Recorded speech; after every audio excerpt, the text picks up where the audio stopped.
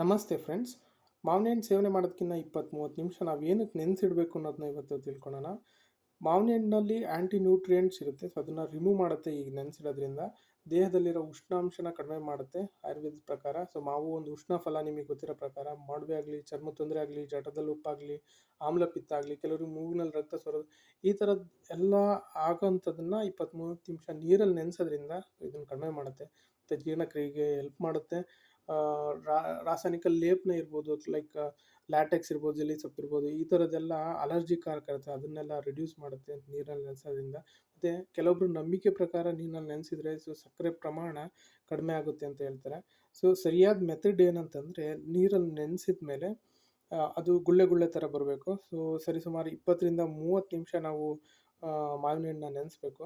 So ಈ ವಿಡಿಯೋದಲ್ಲಿ ನೀವು ನೋಡ್ತಿದ್ದೀರಾ ಹೇಗೆ ಗುಳ್ಳೆ ಗುಳ್ಳೆ ಥರ ಬರ್ತಿದೆ, ಡೆಪಾಸಿಟ್ ಆಗ್ತಿದೆ ಅಂತ.